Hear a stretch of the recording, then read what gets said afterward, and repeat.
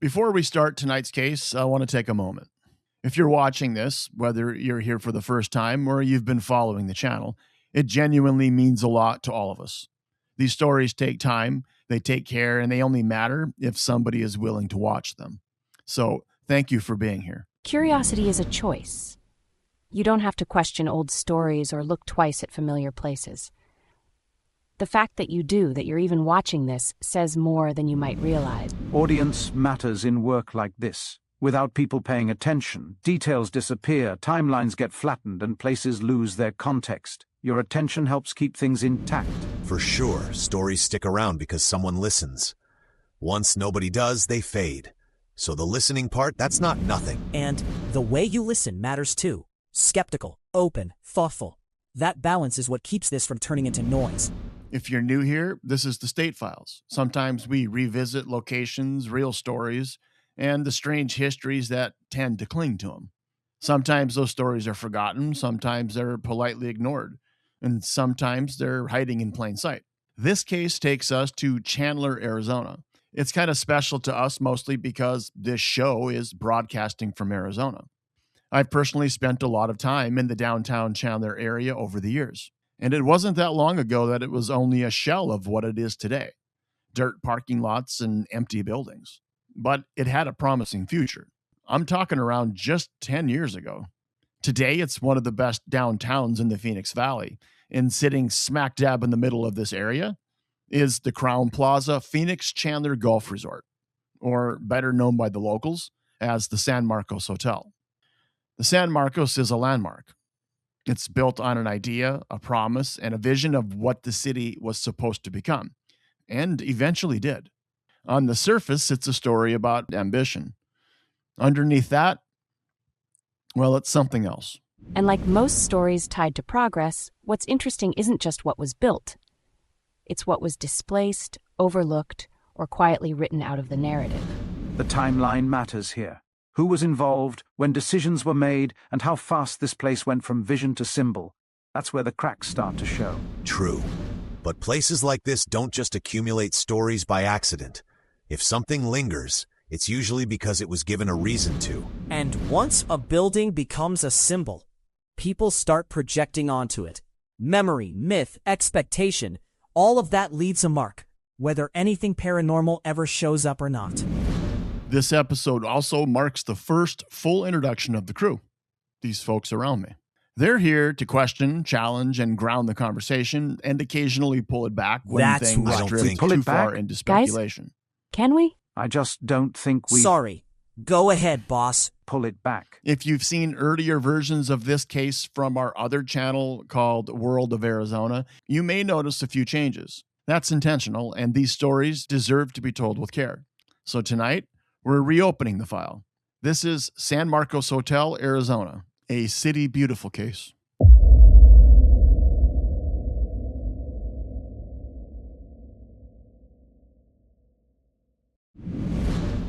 In the middle of historic downtown Chandler, Arizona, there's a hotel that was supposed to prove a point, that you could take empty desert, add water, add vision, and end up with paradise. Today, we call it the Crowne Plaza Phoenix-Chandler Golf Resort. For over a century, locals have called it the San Marcos Hotel. By day, it's all golf carts, weddings, and sunshine. By night, people say it belongs to someone else.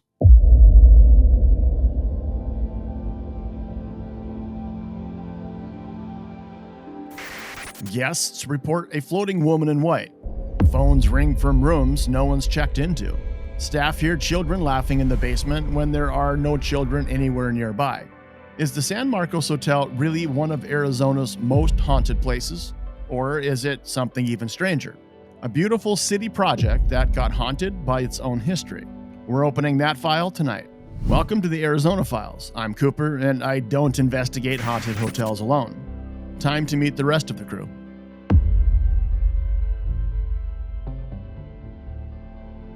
First up, you've already met this guy in previous episodes.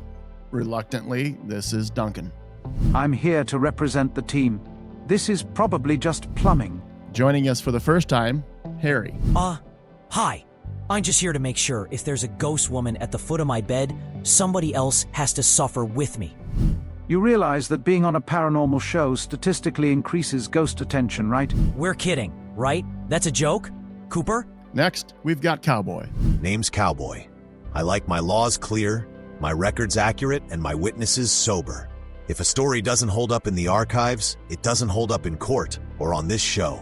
And finally, broadcasting from her very remote home office, this is Dee. Hey guys, I'm technically an alien hybrid, but don't worry, I only abduct data. Good one. If there's a pattern in the history, the architecture, the folklore, I'll find it. That's right. Dude, So we've got a visionary hotel, Zip it. a haunted reputation, and a crew that definitely needs therapy. Let's start where this haunting really begins, with a man who wanted to build a perfect city in the middle of the desert.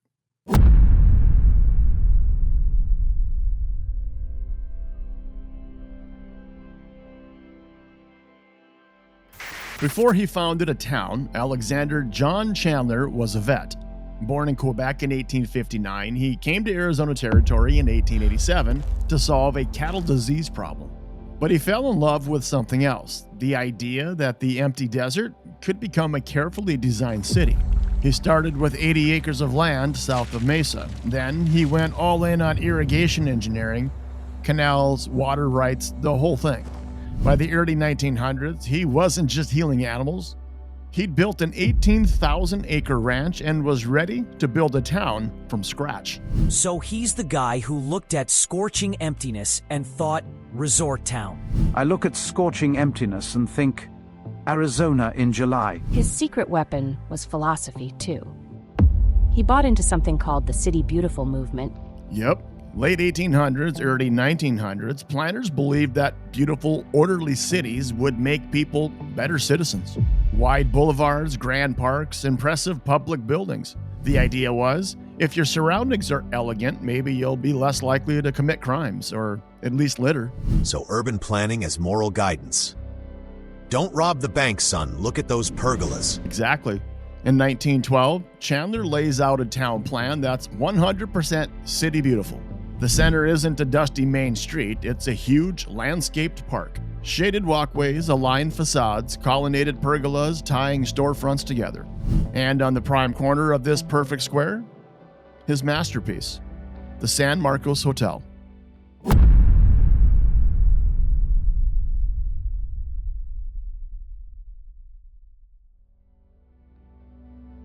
Construction starts in May 1912. The hotel is named for Fray Marcos Niza, the first European known to enter the region.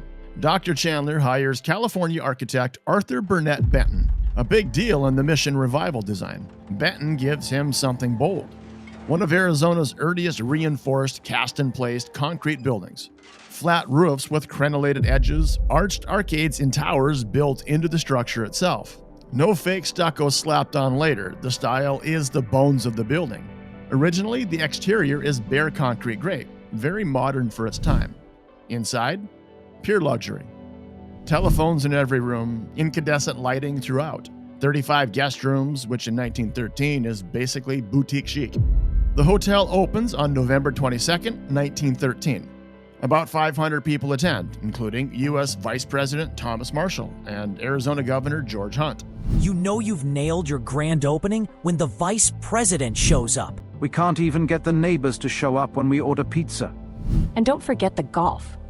The resort built Arizona's first all-grass golf course, about 100 acres of Bermuda grass. That's a huge flex in the middle of a desert. So the message was, welcome to Chandler. We've tamed the desert, put it under fairway management, and you can call room service from your bed. Exactly. And it worked.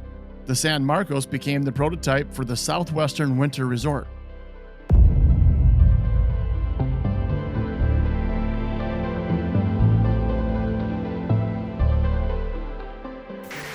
In its heyday, the San Marcos is a magnet for Hollywood. Fred Astaire, Jimmy Stewart, Joan Crawford, Clark Gable, Bing Crosby. They come here to hide in plain sight under the Arizona sun. The hotel expands fast, bungalows in 1916 and again in 1931 to keep up with the demand. By the late 1920s, Chandler's thinking even bigger. These revisions for the 10th green must be implemented immediately, or the irrigation system will fail. That timeline is tight, but we'll manage it. He brings in Frank Lloyd Wright to sketch out ambitious upgrades for the hotel and new projects around town. But then, the Great Depression hits. The local economy tanks. The Bank of Chandler collapses. Dr. Chandler loses the San Marcos Hotel to his creditors. He builds a city, a dream hotel, fills it with movie stars, and then loses it? Yeah, that's the gut punch. He loses the hotel, but he doesn't leave. He retires to a small cottage on the grounds, literally living in the shadow of the building he created. He stays there until his death in 1950. From a folklore perspective, that's powerful. This guy spends decades transforming desert into a perfect little world, then spends his last years just watching it from a cottage. You don't need a ghost story to say he never left that hotel. The facts already do that. And that's one of the reasons people believe. If any spirit is still hanging around the San Marcos, it's his. The hotel goes through closures and renovations, most dramatically closed from 1979 to 1986, then revived. But its story never really stops. And, as you can imagine, neither do the ghost stories.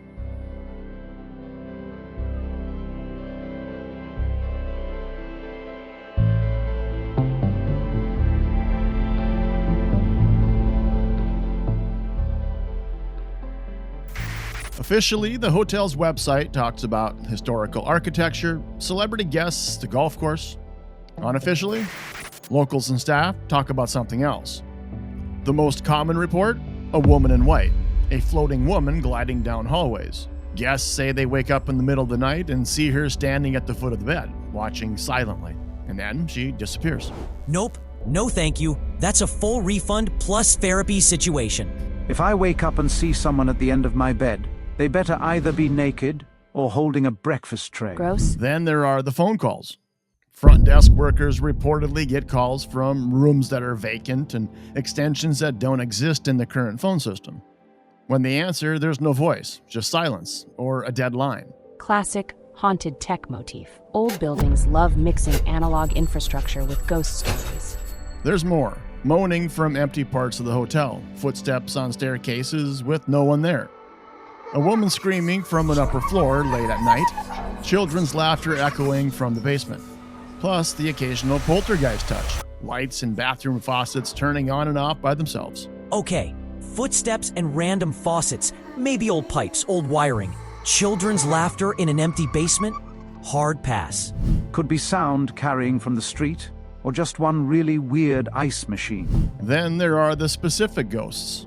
Some say the spirit of Dr. A.J. Chandler himself hangs around the lobby. Not as a full-body apparition, but as a smell.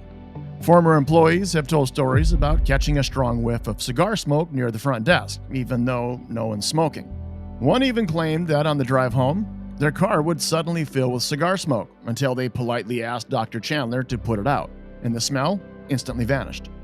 Look, as a law and order guy, I am obligated to point out there are easier ways to get secondhand smoke exposure. As a data person, I'm obligated to say, I want that car wired with sensors the next time he hitches a ride. There's also a claim from one former staff member about twin blonde girls. According to them, the twins hang around the back office area trying to get employees to play with them. Why are ghost kids always trying to play? Why can't they ever be like, I'm here to help you do your taxes? Well, mostly because that would be stupid. Ghost kids play, and monkey boys say stupid things. So we've got a mysterious woman in white, phantom phone calls, children's laughter and possible twin ghosts, and a founder who might be smoking cigars from beyond. And then there's the most famous ghost story, which turns out belongs to another hotel entirely.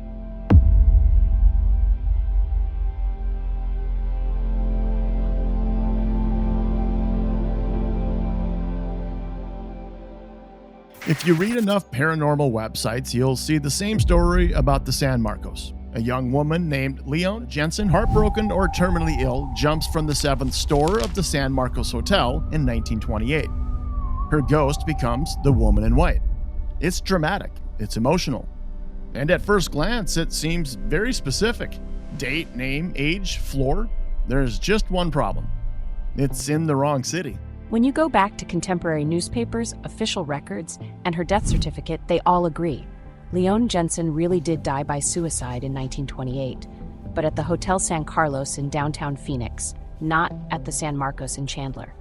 She jumped from the roof of the San Carlos just weeks after it opened. Her body was found on Monroe Street. It's well documented. In Phoenix. Court-grade evidence. Wrong hotel, wrong city. Case closed. So how did her story end up glued to the San Marcos? It's a great example of what folklorists call legend migration. Over time, stories drift.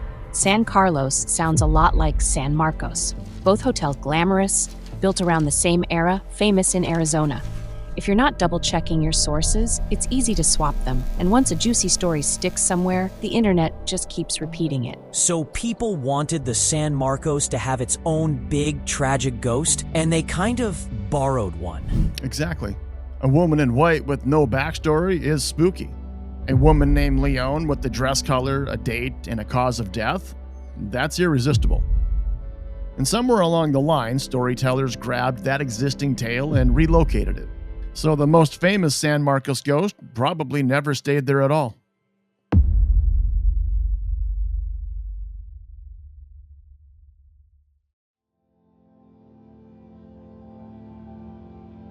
There's one more major legend. Two little girls named Monica and Henrietta. The story goes like this. Back in the 1960s, the hotel had irrigation tunnels on the property. Monica and Henrietta were playing down there when suddenly the tunnels filled with water. They drowned. Today, people say their spirits linger, their laughter echoing from the basement, a residual haunting replaying their last happy moments. It's specific. Names, a decade, a cause of death. So Cowboy went looking for records. For a tragedy like that, you'd expect something. Newspaper coverage, coroner records, obituaries, especially in a smaller community. But digging through what's available, nothing. No documented drowning of two girls with those names in that time frame, linked to the hotel or the tunnels. It doesn't mean it didn't happen, but that silence is loud.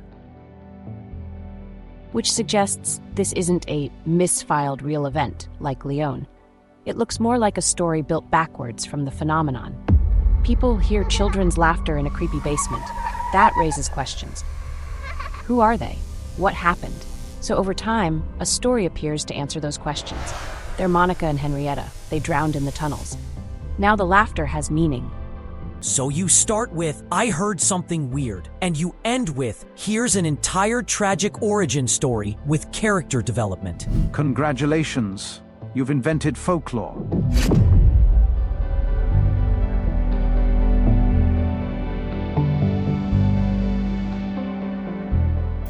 So let's put it all together.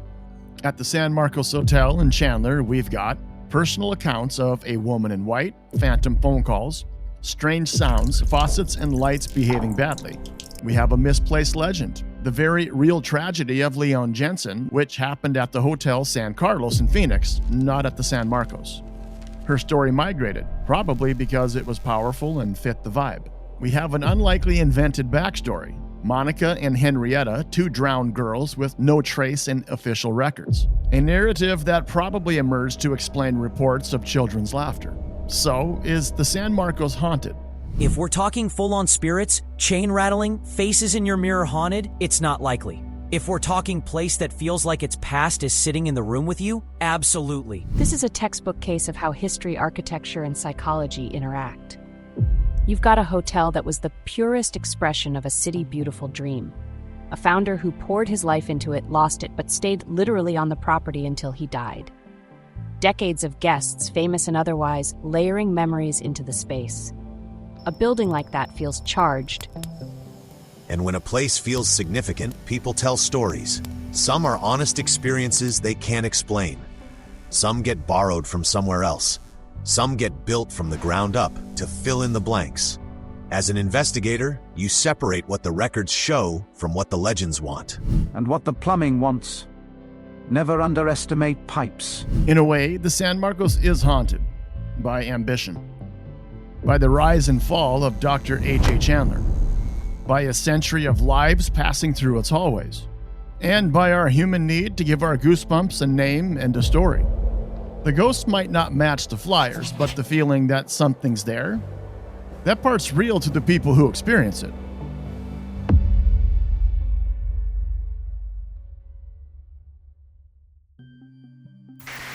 So, what do you think? If you've stayed at the San Marcos Hotel, did you see the woman in white? Smell cigar smoke in the lobby? Hear kids where there shouldn't be any?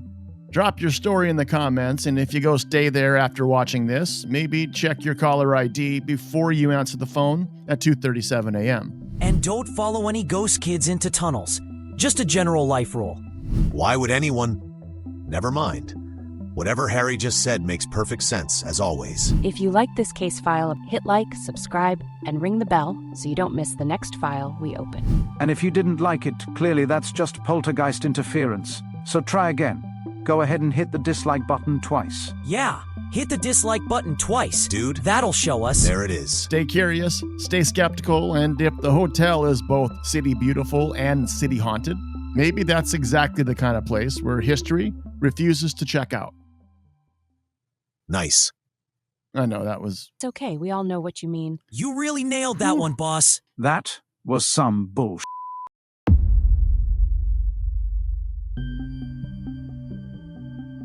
Today, the San Marcos Hotel continues to operate as the Crowne Plaza Phoenix-Chandler Golf Resort, still welcoming guests more than 110 years after it first opened its doors.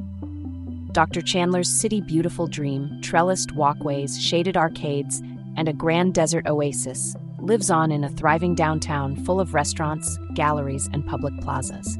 The hotel has been renovated many times, but its reputation has never faded.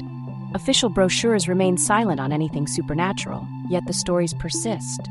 Some say history echoes through these hallways. Some say the past refuses to check out. Whatever you believe, the San Marcos stands today as one of Arizona's most enduring landmarks. A place where beauty, ambition, and legend continue to share the same walls. This program contains dramatizations and/or artistic renderings. Visuals depicting historical persons and events are for illustrative purposes only. It does not feature actual archival footage of the persons depicted. All narrated events are based on historical research and public records. Also, sometimes we get things wrong. And this video is for entertainment purposes only. Finally, just because we say it doesn't make it true. Hey, does anyone know when boss is gonna match our lips to our voices? I'm not sure what you're talking about. I think I look totally normal. Quite handsome, actually. I don't think anyone even notices that I'm... Look over there, I think that's Bigfoot. Dad? That's super funny. 'Cause Bigfoot's my dad. Idiots. I'm serious. I think my hairiness needs to improve a little. What the hell is a hairiness? Were you dropped on your head as a baby chimp? What are you boys even talking about? I think we've all come a long way from the unemployment days. Perspective. I was thinking next time I'll move my lips in slow motion. So it'll, sync up better? Yikes. Harry, that's really good thinking, but I'm not sure that's how it works. My God, what's wrong with Monkey Boy? And what is that horrendous odor? It smells like Bigfoot's... Dude, zip it.